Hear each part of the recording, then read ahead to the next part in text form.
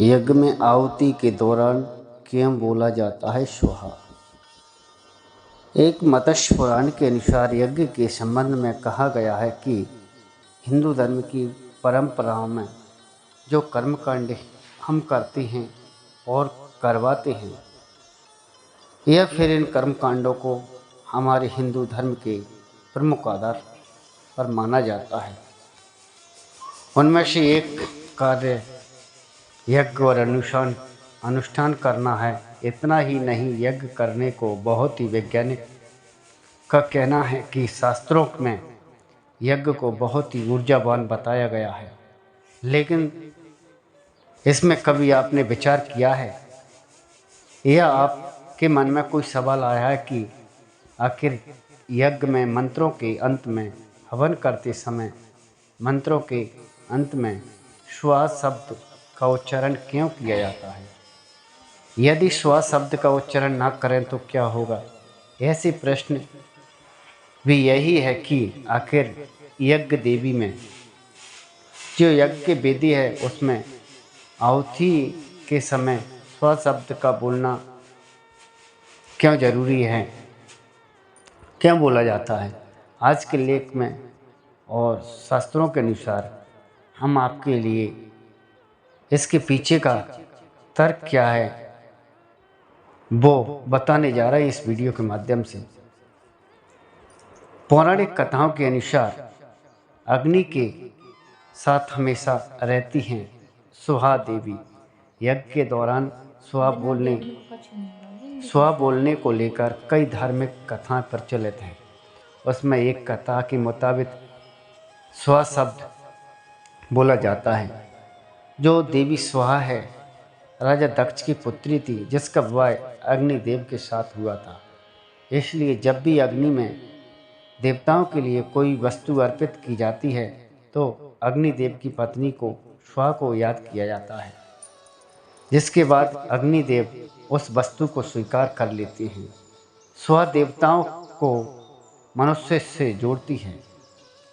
जो स्वाहा देवी होती है जो देवताओं को मनुष्यों से जोड़ती है। सृष्टि के समय का प्रसंग है कि देवी देवताओं को भोजन प्राप्त नहीं हो रहा था। तभी देवताओं ने आपस में विचार विमर्श करके भगवान ब्रह्मा के पास गए और विनती करते हुए कहा कि हम सभी देवी देवताओं के लिए भोजन प्राप्त नहीं हो रहा। इस कारण सभी देवी देवता बहुत दुखी थे। ब्रह्मा जी से भोजन की व्यवस्था करने का अनुरोध करने लगे और देवताओं का दुख देख करके भगवान ब्रह्मा ने ध्यानपूर्वक भगवान श्री कृष्ण को याद किया।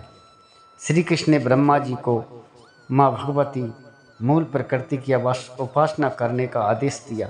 तभी भगवती की प्रकृति उपासना से स्वाहा प्रकट हुई।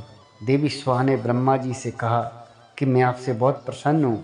भगवती के वचनों को सुनकर के ब्रह्मा जी ने कहा कि हे देवी, तुम अग्नि की दैवी शक्ति हो। जो मनुष्य स्वाहा यानी तुम्हारे नाम का उच्चारण करते हुए देवताओं के लिए हवन करेगा वो केवल देवताओं को ही प्राप्त होगा।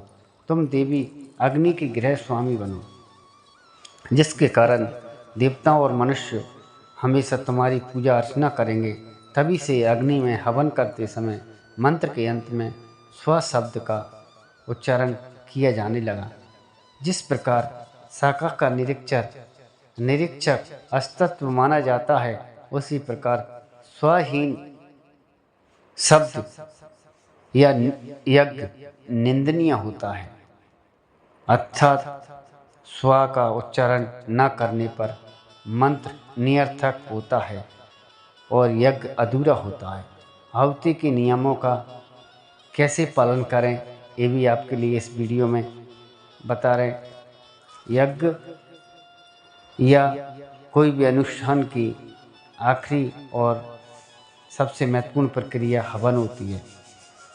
आहुति देते समय जातक अपने सीधे हाथ के मध्य और अनामिका उंगली पर हवन की सामग्री को लेना चाहिए। उसके बाद अंगूठे का सहारा लेकर के मृगी मुद्रा में प्रज्वलित अग्नि में छोड़ना चाहिए।